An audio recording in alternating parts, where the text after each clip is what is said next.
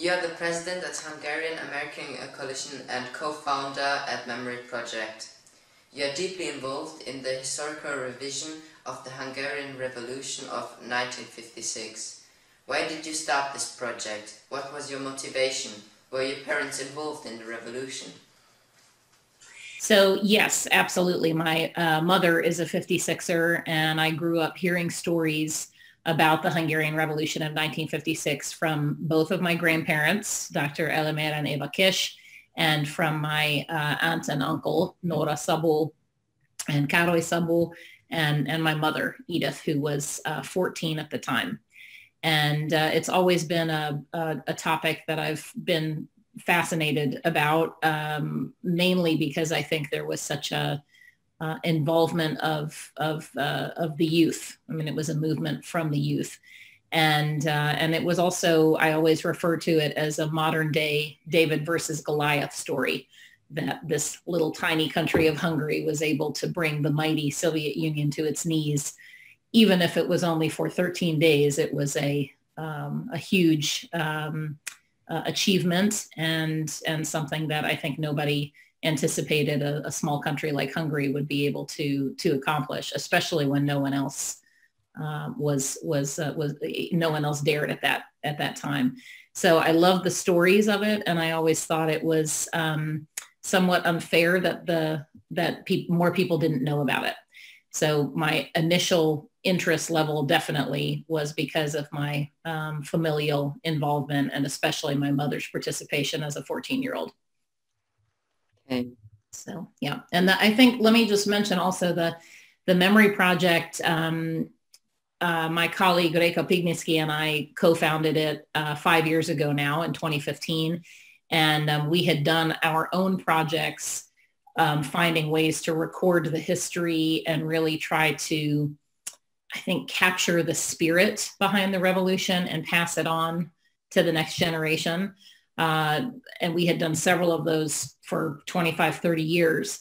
And when we came together for this project, which was for the 60th anniversary, we thought this was a wonderful way to make sure that the histories were recorded in the participants' own words, because our 56ers are, I mean, it's the 65th anniversary. So if they were 14, 15 and older, then they're getting much older. And it's very important that, for example, you can have an opportunity to hear them tell their very own stories in their own words. So that's why we decided to do this, and it's really taken off. And now we have, I think there's 126 interviews now on the site, and we're adding more and more, and hope to add many, many more this coming year. Who's financing your researches?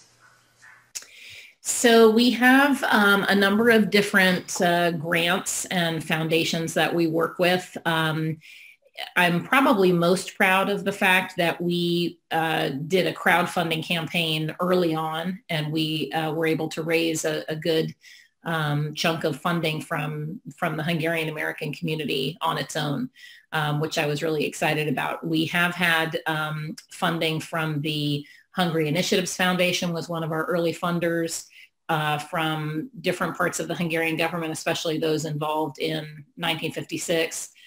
We just got a new grant from the U.S. Embassy in Hungary, which we're quite excited about. And trying to think, the Magyar Foundation, the Betlen Gábor Alapítvány. So there have been several different funders. One of the most important things to us about our project is that it started as a Hungarian American community archive, but since then it's grown beyond that. So it's actually now a global archive. And I think you've seen that there are several interviews that we've done. Reka has primarily done them with 56ers in Germany. And so we feel like it's very important to follow where the stories come from. And so Reka actually did a whole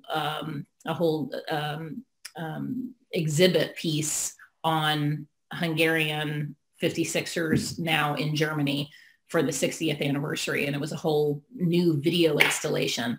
So we're always trying to follow where the stories lead us. And in fact, at one point, we did a documentary on a really interesting topic that we had never come into contact before here in the U.S. and Pennsylvania, where we started hearing about this this movement, this Leve Sec, which is a kind of a scout troop, a Cherke Sec troop, and so we ended up doing a documentary on it. So it's very interesting, and now it's expanded a little bit because Reka has since moved back to Budapest. And so she's found, for example, several really interesting stories from Latin America. There's a huge Venezuela community that has gone back to Budapest. So she's working on that piece as well. So lots of different funders. We want to make sure that we are completely independent. And we're really just driven by this idea of recording history. People can use it to do projects like what you're doing right now. You just said that there are already about 100 interviews on the website called Memory Project. Where do you get the information about eyewitnesses? Where do you find all those people? So I think we're up to 126, and we have, I think maybe 4 in the hopper right now. So we're close to 130.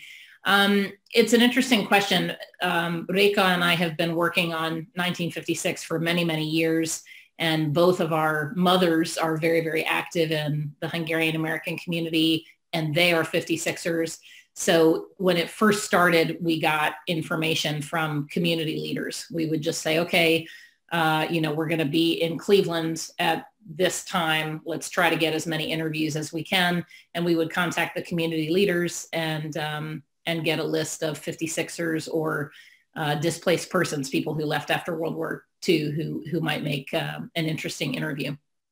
So it's really through kind of that kind of community outreach. Which story was the most moving for you? That's a difficult question. I don't think there's one story in particular I can point to.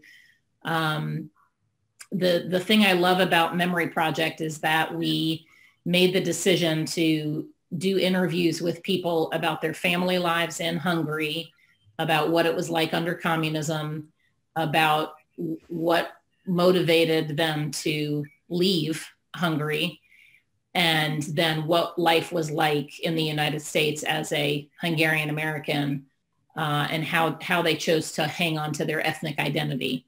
So I think the most moving stories to me are the ones where people still remember that moment when they stepped across the border, and it was such an emotional decision. And I think, there's a lot of stories, Dominic, where, people say, oh, my son was 15 years old, just like you are. And they say, I knew he would never have a good life under communism. So I told him to leave.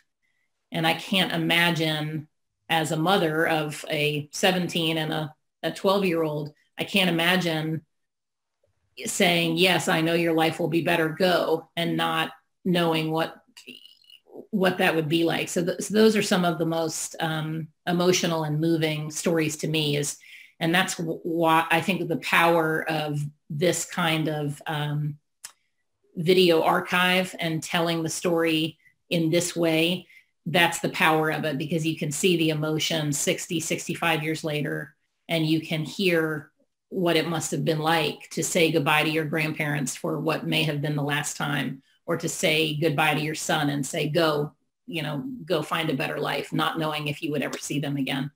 So it's hard for us right now in this day and age to put ourselves in those positions, to have to make those decisions.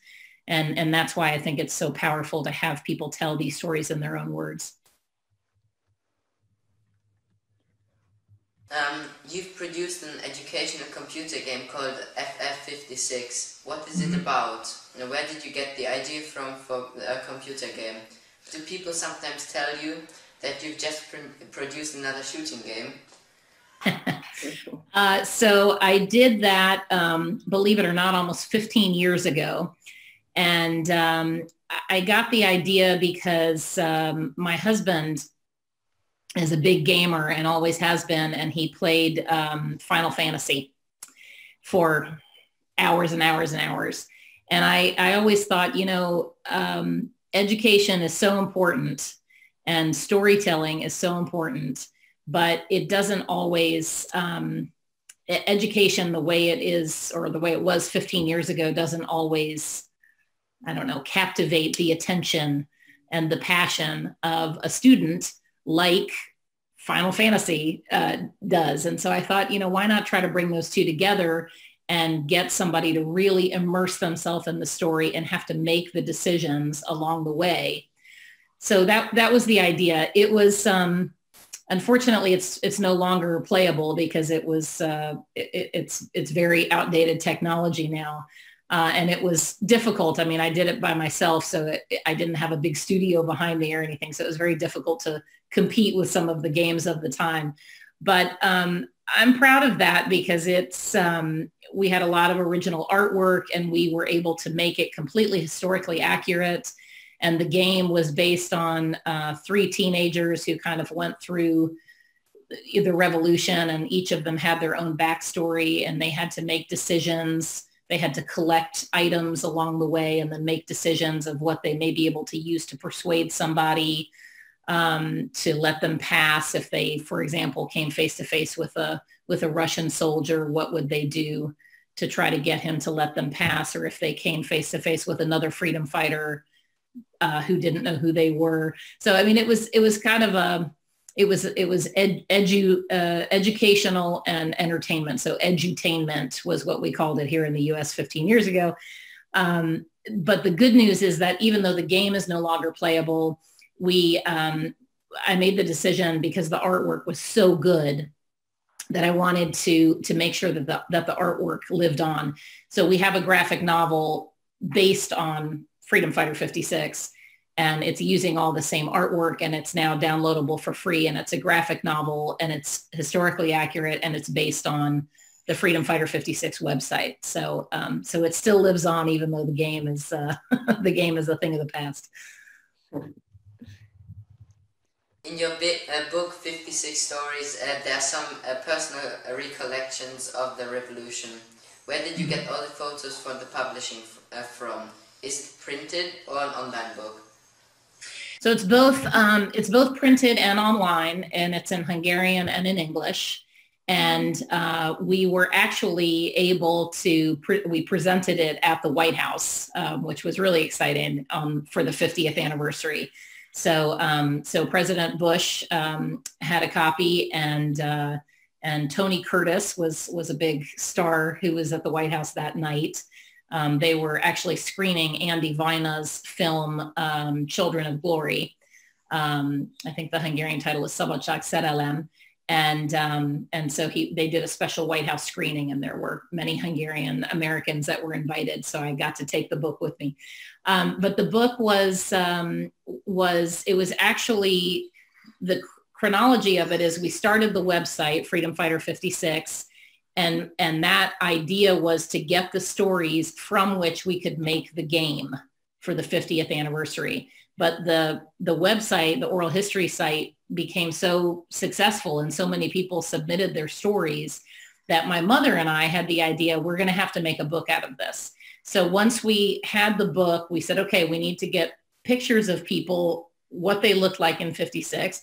We had some pictures of that, and then what they look like now. And then we started looking through, in my research for the game and for the website, and later for the book, I started doing a lot of research. So I went into the archives in Hungary, the Hungarian National Archives, for example, and found a lot of really wonderful pictures. And so that was that first tranche of photographs that we used in the book. Interestingly, for Memory Project, what Reika and I have discovered is that when we go into people's homes, because the way we usually do the interviews, we'll go into people's homes and interview them there. And once we spend several hours together with them and they share their story with us, then they'll say, let me show you what I brought from Hungary. And so they'll bring out I mean, we've seen so many incredible photographs that nobody has ever seen before. We've seen, you know, the original 16 points on the paper. I think that one was actually an original 14 point before it became 16. So there's all sorts of different archive materials and ephemera that we've seen. A lot of people have the bag that they escaped with, or a lot of when Hungarian refugees came to the United States in 1956, they came through Camp Kilmer in New Jersey, and they were given a bag with some things in it. And a lot of people still have that little bag. So there's some really interesting, I guess it's called memorabilia or ephemera that's out there that people have shared with us. And we're always very honored and interested to see that. The title of my presentation is Football and Revolution. It's about the Hungarian Golden 11 and the Hungarian Revolution and freedom fight of 1956. Can you imagine that the one led to the other? With other words, can the outcome of the 1954 Football World Cup, along with the mood at the time, be seen as a catalyst for the 1956 revolution? So, you know, I talked with Reka about this because I had never heard the two put together at the same, in the way that you're thinking about it. You know, I don't know, since none of us were there. I think one of the important parts of an archive like Memory Project is that people are able to see the stories and hear the stories for themselves and then decide what it means and to them and to the next generation. So I don't know if it had anything to do with that. We do hear quite a bit about the water polo match, the Olympic match it was in December, I think it was in December in Australia. And there was quite a bit, of course, a lot of passion around sports, of course, and Olympics, especially soccer, right? Especially football. And I know that a lot of the soccer players, the stars, emigrated after 1956, and it was a huge influence on the team. So I'm not sure about all that. I'm going to have to defer to you on that. I do know that we've heard quite a bit about the blood in the water polo match and the story is, and Andy Vina talked about this in Szabadság Szerelem, or Children of Glory, that once that the team was kind of ferreted away and kept away from the revolution, and then they got on a plane, and then the only time they heard what had happened was when they arrived in Australia for the Olympics, and they heard that the revolution had been crushed. And so it was a revenge match. It was billed as a revenge match against the Soviet Union, and it was nasty. And one of the Russians hit I think it was Ervin Zador, and he was bleeding in the water from his cut. And so there was, I can imagine that there was a lot of passion around any kind of match at that point. But I don't know that there was any kind of relation between the big win in '54 and the revolution. But I don't know. I do know. I looked it up, and I think in '54 and '55, if I'm right, when Hungary and the Soviet Union played, I think it was a draw, and then I think the Soviet Union won. And then in '56, in September, the Hungarian team beat the Soviet Union. So again, I don't know if I'm sure there was a surge of national pride at that point, but I don't know if that led to anything. So I'll be interested. I want you to tell me. So write me when you discover if there's a relationship, and let me know, because that's not something that we've heard, but it's entirely possible. I will. Okay. How can it be that the Hungarians did not receive any help from anywhere in their fight? Well, that's a good question. That's something that is talked about quite a bit. And I know that Hungarians still harbor some resentment against the United States because they felt like they were getting encouragement through Radio Free Europe and Voice of America to, to keep fighting that, help is on the way, and it never arrived. I think, unfortunately, in the great big world, there were other things that caught the attention of U.S. foreign policy at that point, and unfortunately, the decision was made not to intervene. Running for Eisenhower. Mm-hmm. Yeah, and at that point also there was a re-election campaign in the United States underway for President Eisenhower, so he might have thought that there would be repercussions. I'm not sure. Again, I don't know, since we weren't in the halls of power and listening to those conversations, I don't know why there was no help. It sure would have changed things a lot faster. I mean, we do talk about 1956 as the first nail in the coffin of communism, but it certainly took a long time for freedom to come to the region. So if there had been help, it could have escalated into another world war, or it could have made a huge difference. We'll never know. But it's unfortunate, and I know some Hungarians are still resent the fact that nobody came to help them.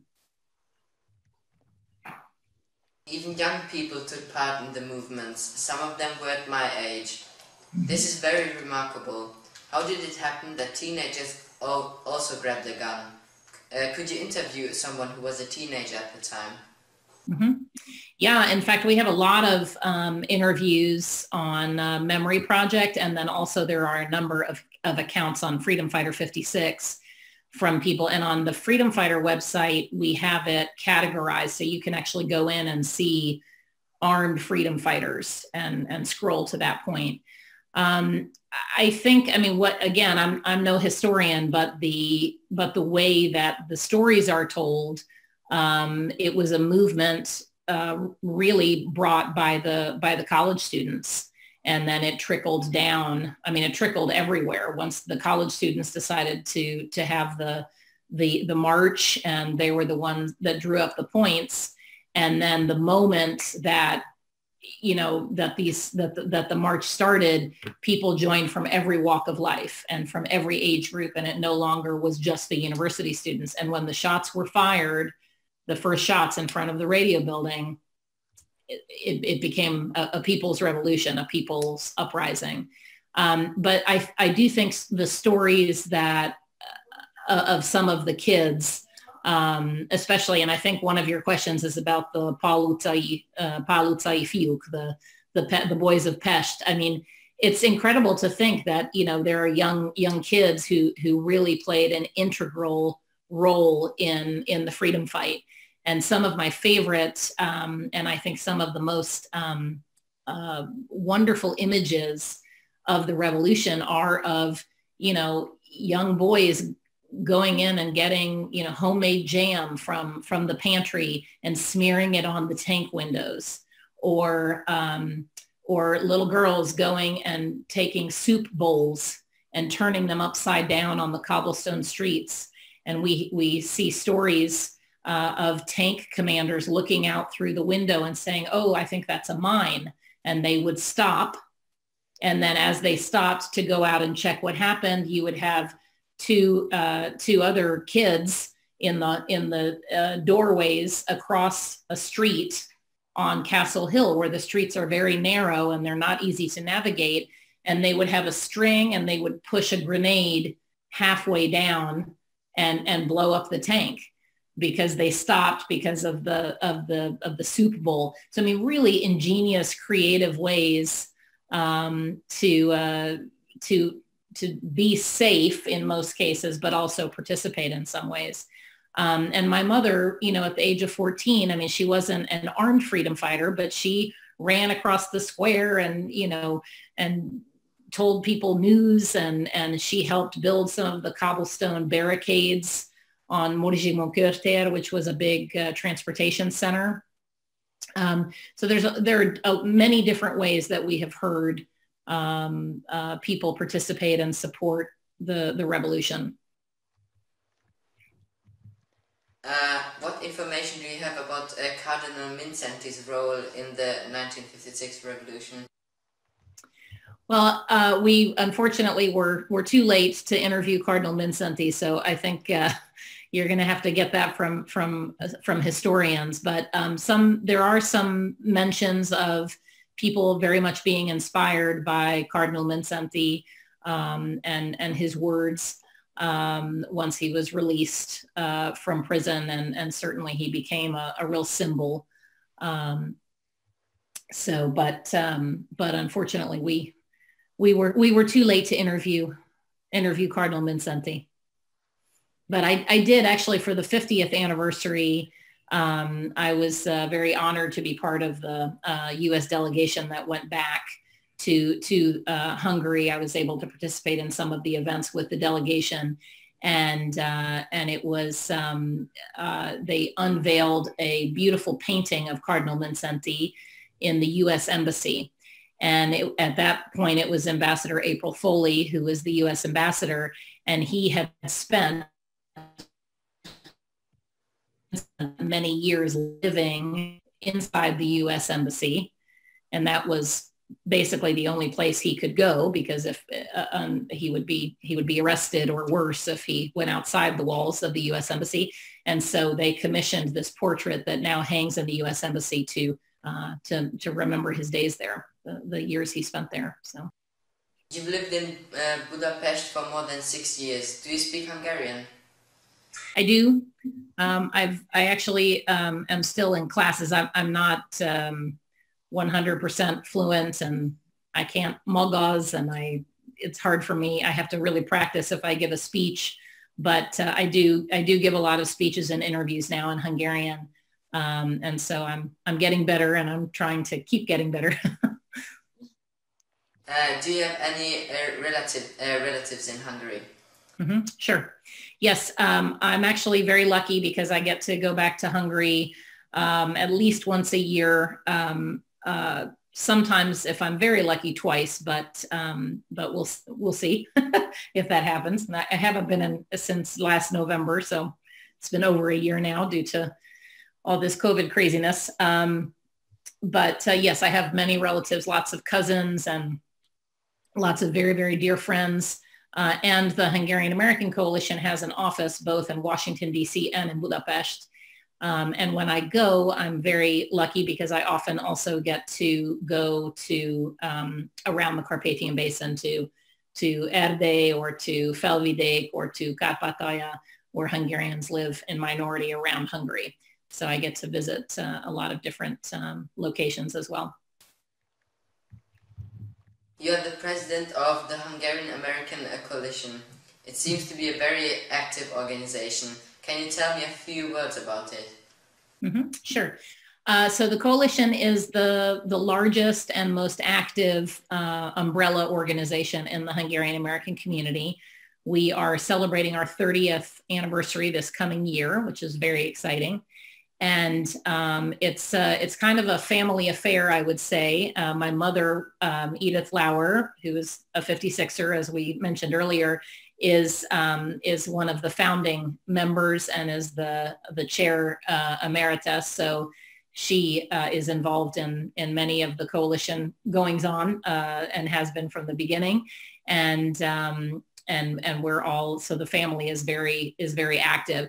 We do a number of different activities. It's hard to explain it in a short, sweet way, but we do. I think some of our biggest programs are in leadership development and youth training. So we have 2 scholarship programs helping young Hungarians either study in colleges around the Carpathian Basin or in the United States. And we have a great internship program, the John and Lauer Leadership Training Program, that brings young Hungarians to Washington, D.C. for a 4-month period and gives them experience in a think tank in Washington, D.C., really getting to see and to know a little bit about politics and the community in D.C. and life in D.C., which is really very important. So those are our 3 programs. But in addition to that, we have a number of cultural programs. We do sponsored conferences and visits both of folks to the United States and also to Hungary and the surrounding region. We are human rights advocates for the ethnic Hungarian communities outside of Hungary, the Hataron túli magyarok, and do quite a bit of work on behalf of those communities. And then we do a lot of community outreach programs. So Memory Project is an example of one project that we support. That is not a coalition project. That is a project that Reika and I founded on our own, but the coalition is a big supporting organization of our efforts, which we're very grateful for. But we also do an annual gala where we honor people who have given to the Hungarian American community. We just had our first ever virtual Mikuláš Gala, and we honored Dr. Katalin Katalin, who's an incredible historian and academician. And then we also have an annual Mikuláš dinner with people all from across Washington, D.C.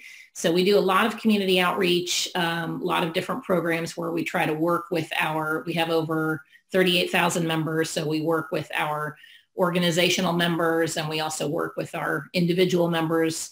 And this year has been very interesting because, before it was all about bringing people to DC, which is an incredible experience, but we're spread all over the United States. I mean, we have members from California to Florida, from New York to Texas.